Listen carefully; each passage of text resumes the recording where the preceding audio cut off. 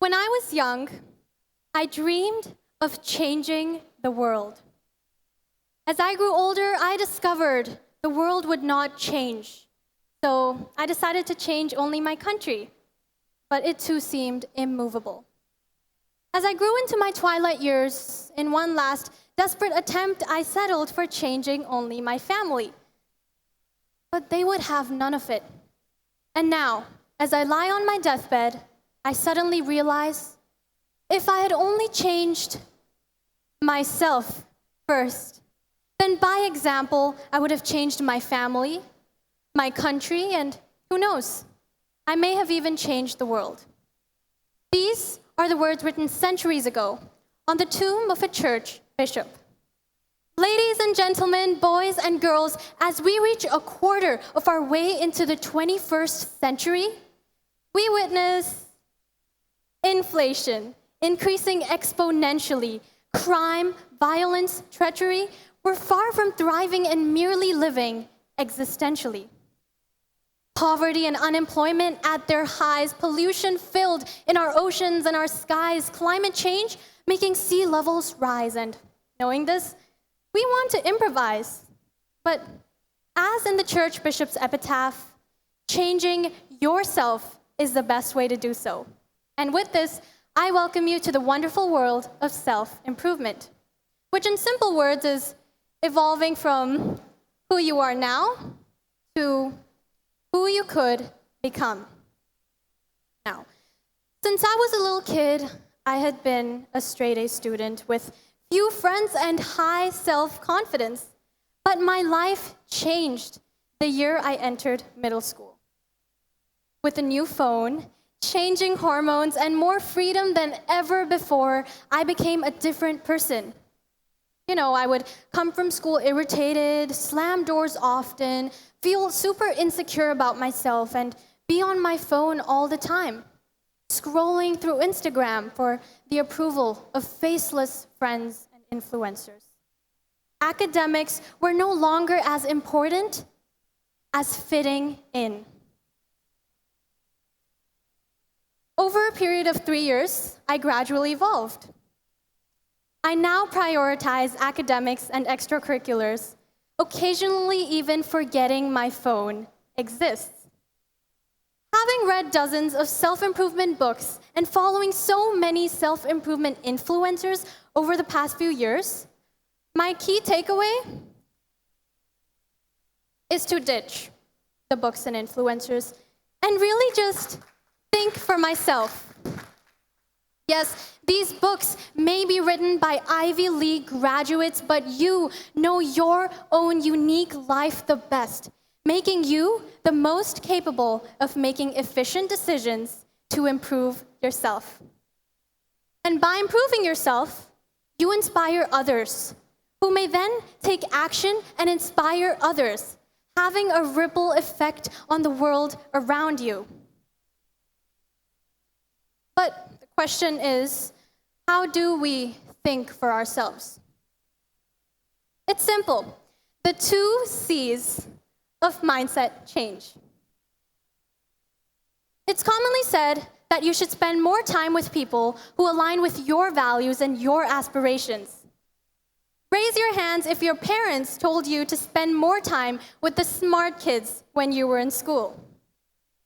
When you observe and interact with these people, you slowly start to become like them. Jim Rohn says you are the average of the 5 people you spend the most time with. But what if you spend the most time with people who aren't very smart or aren't very successful? I believe you benefit more from connecting with as many different people as you can than with only the smartest or most successful. The first C is connect. Every person is a new door to a different universe. Now, when you observe or interact with someone new, your brain is exposed to a new universe. And to make sense of things, it tries to step into the shoes of that person and understand how they view and feel about the world around them. Like when I see children suffering in war, I immediately feel bad for them because my brain has imagined how different my world would be if I was them. When you keep yourself confined to a certain type of people, you are literally trapping yourself in a box. Getting your brain to think out of this box can happen only when you know what's outside of it. By talking to a variety of people, you gain this idea. You understand more about the world and change the way you think about things that lie outside of your box. In our lives, we will encounter people whose universes have beautiful, organized galaxies and well-aligned planets, as well as people whose universes will be chaotic and will have most planets out of orbit. Regardless, with every new universe, you learn something new about the world and change the way you think about many things. You discover yourself. So C for connect with all kinds, the good, the bad, the ugly, the marvelous. To everyone in the audience, do you have a dream, a goal or aspiration that makes your eyes gleam? Whether it's traveling the world or making the volleyball team, you will never achieve those dreams. Sorry, but regardless of what you do or what you've been through, your weaknesses will always protrude.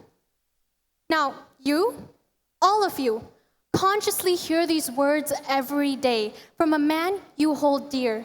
He tells you to steer clear of all things unfamiliar. This man is fear.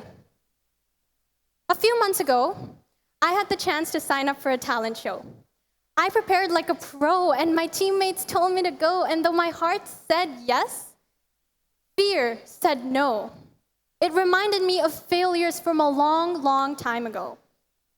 And watching that show filled me with sorrow because I know I missed a chance to grow and to show them what I'm made of. Too many of us here are not initiating change and living our dreams because we're simply too busy living our fears.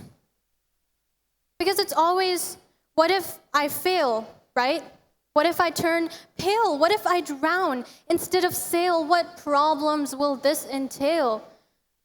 But what if, just what if you grew?